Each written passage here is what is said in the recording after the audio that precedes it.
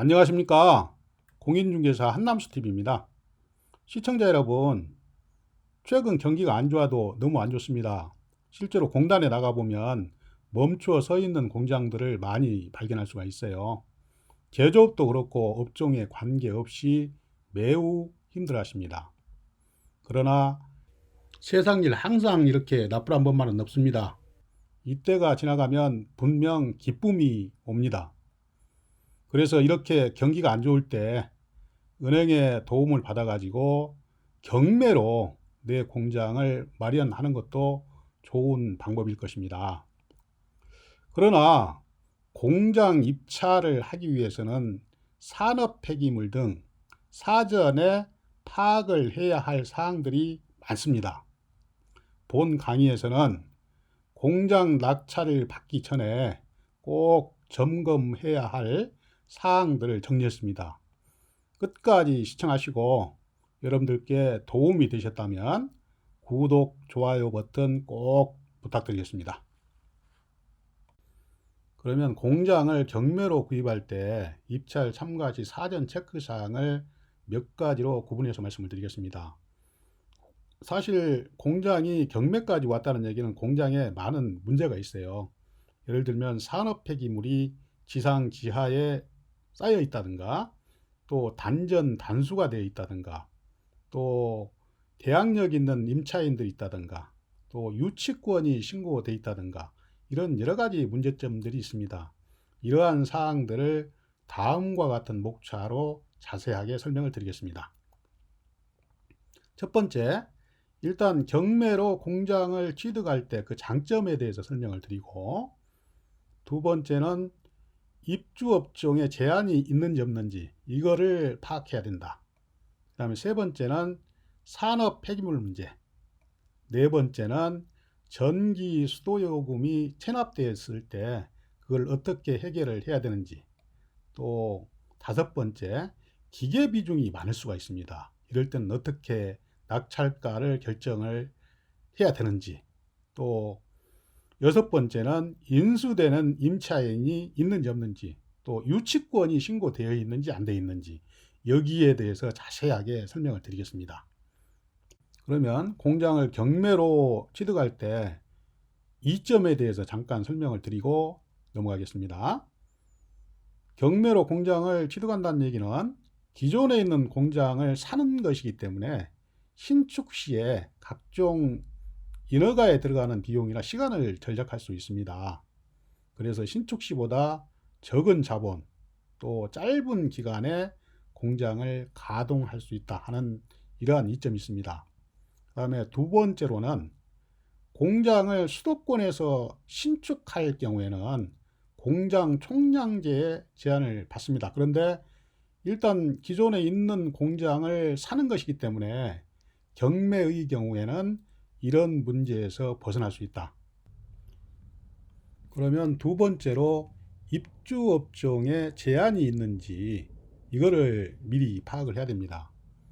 그래서 적법한 인허가를 받아서 지은 공장인지, 또 매수인이 필요한 업종으로 용도 변경이 가능한지, 이러한 것들을 관청이나 공단 같은 경우는 산업단지 관리공단, 또 지식산업센터는 관리소에 직접 문의를 해서 파악을 하셔야 됩니다. 이 산업단지 내 공장이나 아파트형 공장은 입주업종의 제한이 매우 심합니다. 그래서 이 공장을 사놓고 자기가 쓸 수 없는 경우가 생길 수 있어요. 그렇기 때문에 사전에 정확히 파악을 해야 돼요. 또 공장으로서 가장 필요한 것들입니다.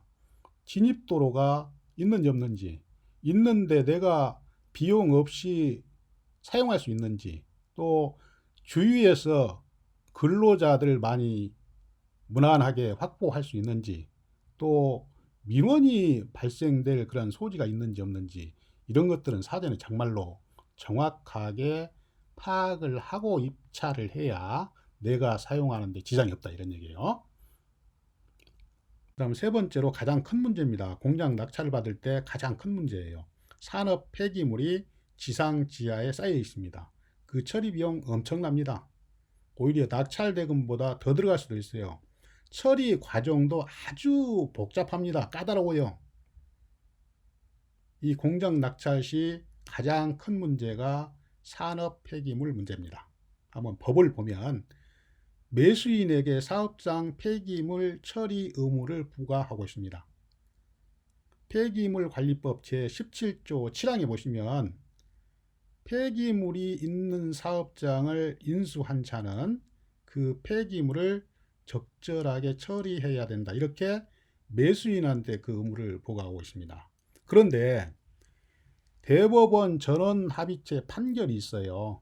여기에 보면 일단 처리 비용을 전 소유자에게 청구할 수 있다. 이렇게 되어 있습니다. 일단 처리는 낙찰자가 하고 그 비용을 전 소유자한테 청구할 수 있다. 이렇게 대법원 전원 합의체 판결이 있습니다. 그런데 중요한 건 뭐냐? 이 물건이 경매로 들어왔다는 얘기는 전 소유자가 경제적인 능력을 상실했다는 얘기예요. 청구해도 받을 수 없습니다. 결국은 낙찰자가 부담을 해야 돼요. 이것을 정확히 아셔야 됩니다. 법은 어떻게 돼 있든 간에 일단 처리를 하고 청구를 할 수 있든 없든 그렇게 되면 전 소유자는 이미 능력이 상실된 사람인데 돈을 받아낼 수가 없습니다.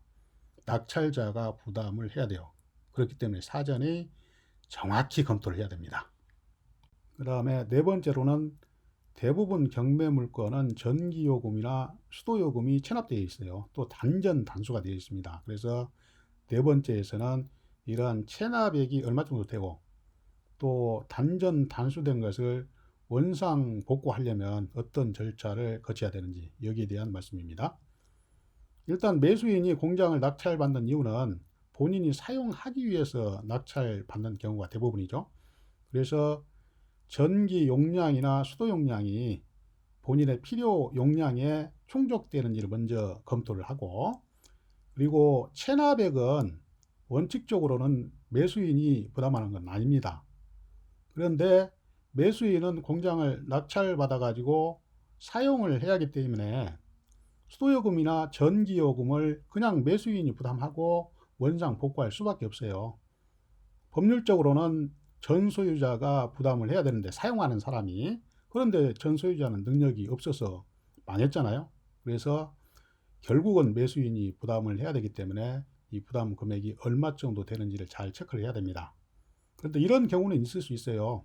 일반 아파트와 같이 아파트형 공장도 전기 기본요금은 공용부분 관리비에 해당이 되기 때문에 매수인이 부담을 해야 됩니다. 아파트형 공장은. 일반 아파트와 똑같습니다. 다섯 번째는 감정가격 중에서 기계 비중이 높은 것은 상당히 주의를 해야 된다. 여기에 대해서 말씀을 드리겠습니다. 기계 비중이 30%도 있고 50%가 있을 수가 있습니다. 왜냐하면 감정평가법인은 기계 평가를 할 때 구입가격, 또 내용연수, 경과연수를 감안해서 기계 평가를 하기 때문에 기계 가격이 상당히 나오는 수가 있습니다. 그런데 실제 경매 진행되고 있는 공장 안에 있는 기계들은 대부분 다 고철 수준입니다.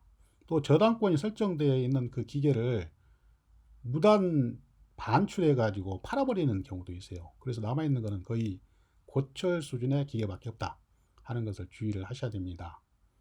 그래서 공장을 입찰을 할 때는 기계 비중이 높은 것들은, 또 기계가 쓸모없는 상태가 돼 있는 그런 공장을 살 때는 기계 비중만큼 낙찰 가격을 충분히 다운을 시켜야 됩니다. 유찰을 시켜야 돼요. 그래서 실제로 대지하고 건물 가격을 감안해서 입찰을 해야 됩니다. 그 내용들을 쭉 제가 메모를 해놨습니다. 공장은 공장저당법에 의해서 토지건물 기계 일체를 낙찰 받을 수 있어서 공장을 조기에 가동할 수 있는 경우도 있는데 이런 경우는 거의 없다. 그 다음에 이 공장 안에 있는 기계가 정상 가동을 하는데 장애가 대부분 된다. 그래서 유찰을 통해서 기계 부분의 거품을 뺀 다음에 대지 건물의 가치를 기준으로 입찰을 해야 됩니다. 마지막으로 여섯 번째입니다. 경매 과정에서 배당 요구를 했는데 전액 배당받지 못한 대항력이 있는 임차인하고 진정한 유치권자는 매수자가 인수를 해야 돼요. 그렇기 때문에 매수자는 이 인수되는 임차 보증금하고 유치권을 감안해서 입찰 가격을 결정을 해야 됩니다. 그래서 임차인하고 유치권은 매우 중요합니다. 그 내용을 쭉 기술을 해놨습니다. 배당 과정에서 전액 배당받지 못한 대항력 있는 임차인하고 진정한 유치권은 매수자가 인수를 해야 됩니다. 그런데 유치권은 경매 과정에서 유치권자가 권리신고를 했든 안 했든 간에 진정한 유치권자는 매수자가 인수를 무조건 해야 돼요. 그렇기 때문에 추가 부담을 해야 됩니다. 낙찰 금액 플러스 인수되는 임차보증금하고 유치권은 매수자가 추가로 부담을 해야 된다는 얘기예요. 또 한 가지는 임금채권을 충분히 배당받지 못해서 점유하고 있는 불로자가 있을 수 있어요. 물론 최선순위 임금채권하고 소액보증금은 대부분 다 배당을 받습니다만은 일반 임금채권은 배당받지 못하는 경우가 많습니다. 그래서 근로자들은 불법적으로 점유를 하면서 낙찰자한테 돈을 좀 받으려고 그런 경우가 있기 때문에 이런 경우에 근로자들도 부담이 됩니다. 따라서 대항력 있는 임차인하고 유치권자, 근로자의 채권 관계를 사전에 파악해서 이들을 감안해서 입찰 가격을 정해야 합니다.